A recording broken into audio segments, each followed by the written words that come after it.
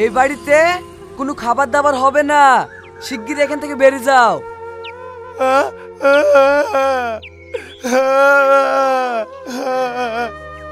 দুদিন খাওনি তো আমি কি করবো?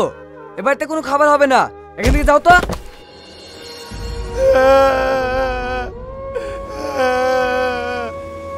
কি ব্যাপার কাকা, আপনি ওই পাগলটাকে ফেলে দিলেন কেন? বৌমা, ও খাবার চাইছে, না বলছি তাও জোর করছে। ঠিক আছে, আমি আসছি।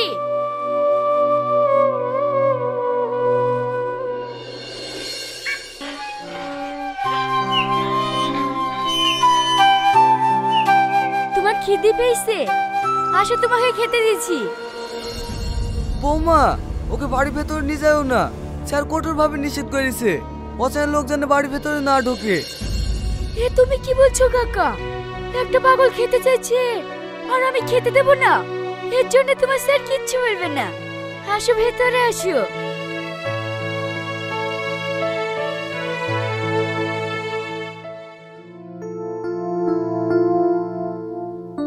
তুমি এখানে বসো, আমি খাবারটা নিয়ে আসছি।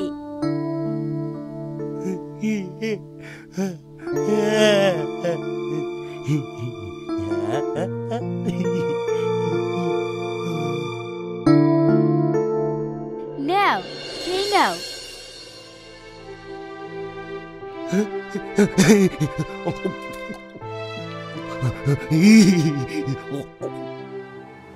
আমি ওইসব কোনো কথা শুনতে চাইনি। আজ কি মাল ডেলিভারি হওয়া চাই, আর যদি না হয় না কোপাই থেকে ঘাট ধাক্কা বের করে দেবো। কি ব্যাপার, এই পাগলটা কোথায় থেকে আসলো? খুব খিদে পেয়েছিল তো, তাই ওকে। চুপ কর, সিকিউরিটি সিকিউরিটি। হ্যাঁ স্যার বলুন। এই পাগলটা বাড়িতে ঢুকলো কিভাবে? আমি ঢুকতে দিইনি স্যার, ম্যাডাম ঢুকতে দিয়েছে। ম্যাডাম বললো আর তুই ঢুকতে দিলি? আজ তোর এই বাড়িতে কোনো কাজ নাই, তুই বাড়ি থেকে বেড়াই শিগগিরি। স্যার আমাকে দায় দেবেন না, আমি আপনার বাড়িতে অনেক দিন ধরে কাজ করছি, এখন যদি দায় দেন তাহলে আমার ছেলেমেয়ে না আগে দিবে হয়ে যাবে স্যার। এই কথাটাকে আগে ভাবতে হতো, তোকে ব্যাগটা বুঝিনি বেড়া। আর শোন, তোকে শেষবারের মতন বলে দিলাম, এরপরে বার যদি এরকম ঘটনা ঘটে না তাহলে তোকে ঘাট ধাক্কা দিয়ে বাড়ি থেকে বের করে দেবো। আমি কি এমন দোষ করেছি তাই তুমি আমাকে এরকম করছো? চুপ, আওয়াজ নিচে। আমি একজন পশ্চিমবঙ্গের নাম করা মেডিসিন কোম্পানির মালিক, আর আমাকে কিনা তোর কথা চলতে হবে? কখনোই না। বেশি বাড়াবাড়ি করলে না তোকে ডিভোর্স দিয়ে দেবো, কথা যেন মাথায় থাকে।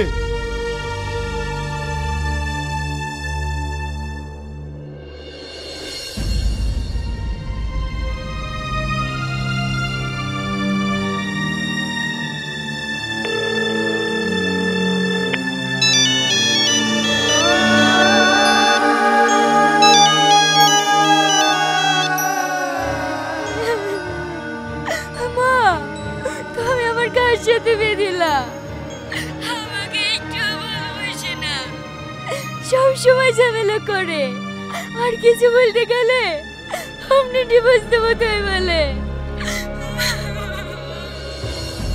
এ বুড়ি বাদ দেবো দেবো বলছে, বাদ দিছে নাকি?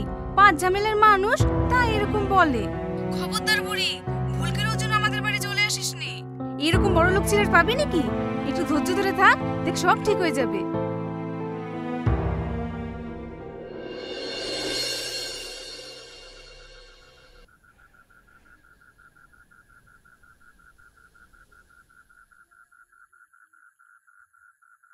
কি ব্যাপার, রাত 10টা বেজে গেল, তাও এখনো বাড়ি আসলো না?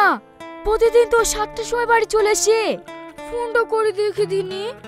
না না, যদিও বকে, অনেক রাতে তো হয়েছে, যা বলবে বলুক, একবার ফোনটা করে দেখি।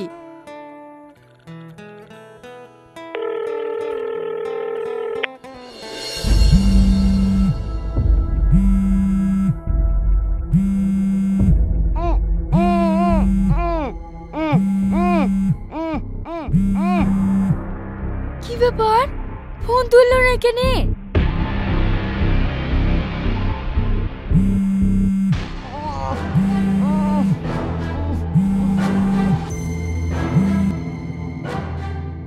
কি গো, অনেক রাত হয়ে গেছে, তুমি এখনো বাড়ি আসোনি কেন?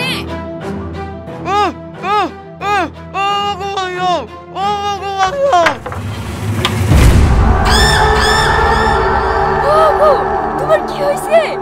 তুমি ওরকম করছো কেন? ওগো,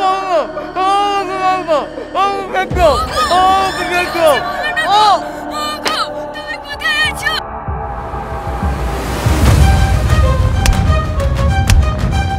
হ্যালো, হ্যালো, আমার স্বামীর কি হলো গো? আমার বিরাট বিপদে আছে, আমি এক্ষুনি জানাই ফোন করবো। Hello sir.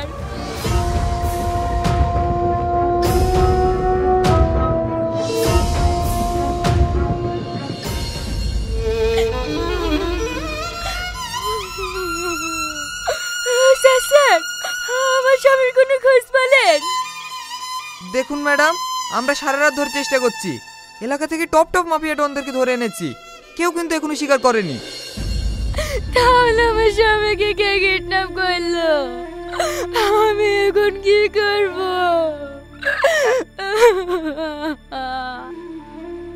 ম্যাডাম, আপনি ভেঙে পড়বেন না, আমরা যথারীতিভাবে চেষ্টা করছি। ম্যাডাম, আপনার স্বামী যে কিডন্যাপ হয়েছে, কিডন্যাপাররা ফোন করে কি আপনার কাছে কোনো টাকা চেয়েছে?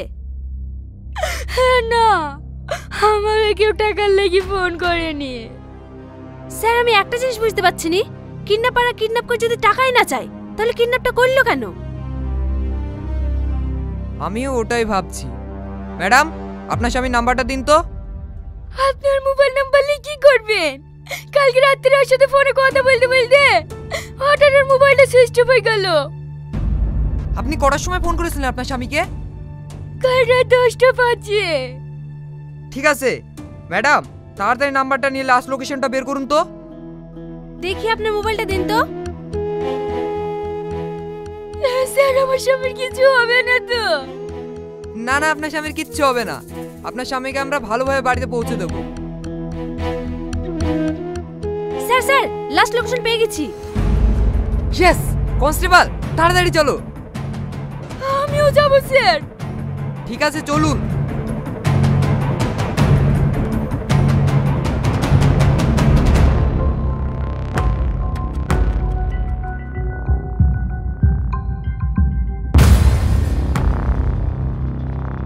স্যার, লাস্ট লোকেশন এই ঘরটাই দেখাচ্ছে।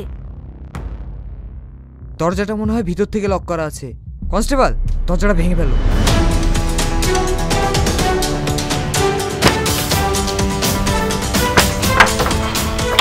হ্যান্ডস আপ, একদম পালানোর চেষ্টা করবে না, পালানোর চেষ্টা করলে গুলি করে দেবো।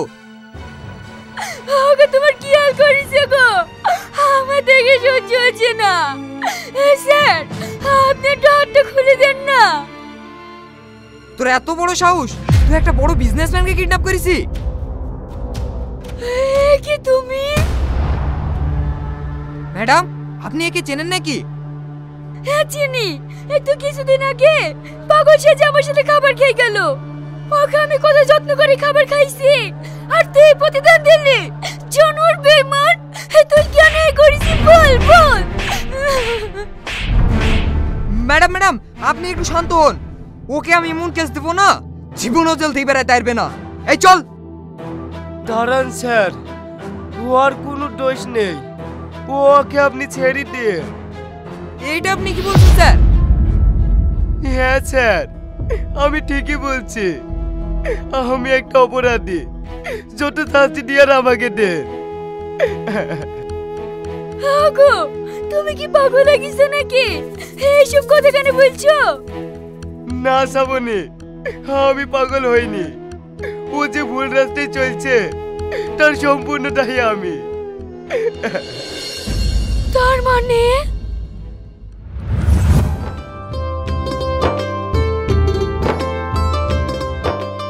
আব্বা, কাজে যাইছো? হ্যাঁ মধু, কাজে যাচ্ছি। কিছু বলবা শোনা? আব্বা, আজ আমার জন্মদিন, একটা একটা ভালো কেক লেছো না? হ্যাঁ সোনা, নিয়ে আসবো। তোমার জন্য একটা ভালো কেক নিয়ে আসবো। কি ব্যাপার, ছেলের গা তো গরম, জ্বর এসছে নাকি? হ্যাঁ গো, সকাল থেকে জ্বর জ্বর করছিল। সকাল থেকে জ্বর করছে, আর এখন ওষুধ আনতে পারোনি? তুমি কাজে যাও, আমি এক্ষুনি গিয়ে নিয়ে আসছি। তোমাকে ওষুধ আনতে হবে না, তোমার ভুলো মন। আমি ওষুধের সাথে কাজে যাচ্ছি। আব্বা আমি যাবো। না মধু, তোমাকে যেতে হবে না, আমি এক্ষুনি ওষুধ নিয়ে চলে আসবো।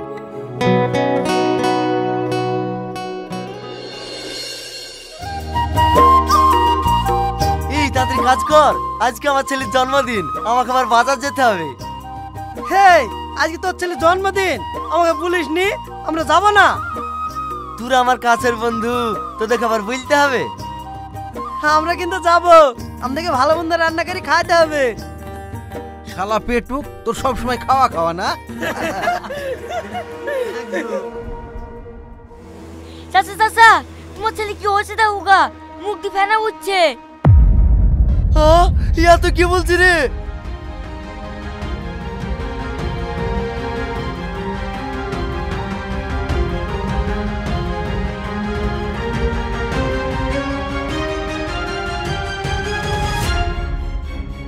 বাবু তোর কি আছে বাবু? কথা বল বাবু, বাবু রে, কথা বল বাবু, কথা বল বাবু রে। ওগো ওগো, আমার ছেলে কি করে হারালো গো? বলো না গো, বলো। আমি কিছু জানিনি। এই ওষুধটা খাওয়ানোর পরে আমার ছেলে শিখতে শিখতে আমার চোখের সামনে থেকে চলে গেল গো। আল্লাহ গো, আমি এখন কি করবো?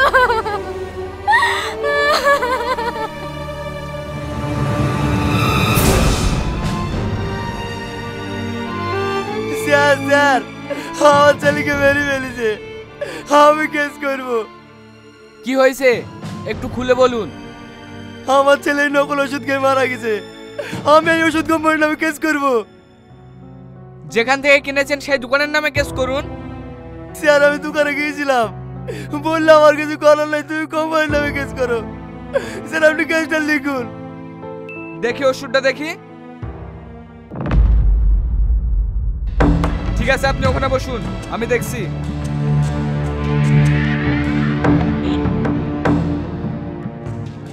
হ্যালো স্যার, আপনার ওষুধ কোম্পানির নামে একজনা কেস করতে এসছে।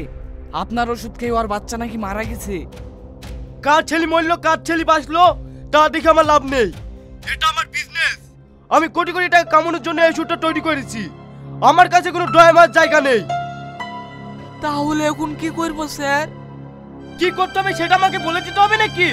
আমি আপনাদেরকে মাসে মাসে টাকা দিই, আবার কি করতে হবে সেটাও বলতে হবে। ফোন রাখুন, আমি এখন ব্যস্ত আছি। ঠিক আছে স্যার, আমি দেখছি। এই তুমি শোনো। হ্যাঁ স্যার বলুন। দেখো, আমি বড় সাহেবকে ফোন করে দেখলাম, অত বড় কোম্পানির বিরুদ্ধে কেস করাটা পাগলামি হবে, তাই কিছু টাকা নিয়ে এখান থেকে কেটে পড়ো।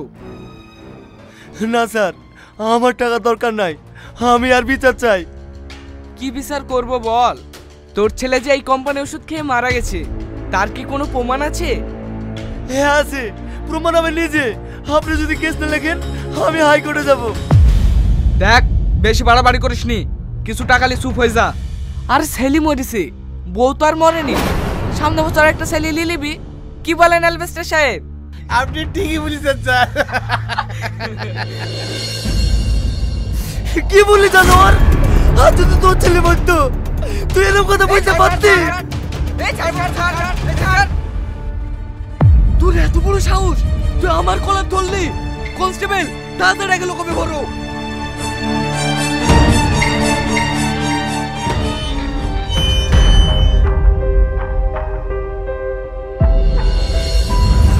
তারপর ঠিকই ও আঘাত পেটে পেটে ভুল রাস্তায় চলে গেছে।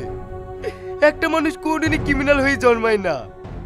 আমাদের মতন কিছু ভদ্রলোক তাদেরকে ক্রিমিনাল বানায়। তাই বলছি স্যার, যত শাস্তি আমাকে দেন, কিন্তু ওকে ছেড়ে দেন। আপনাকে আবার কি শাস্তি দেব? আপনি যে আপনার ভুল বুঝতে পেরেছেন এটা আপনার জন্য সত্যি বড় শাস্তি। চলেন সবাই বাড়ি চলেন।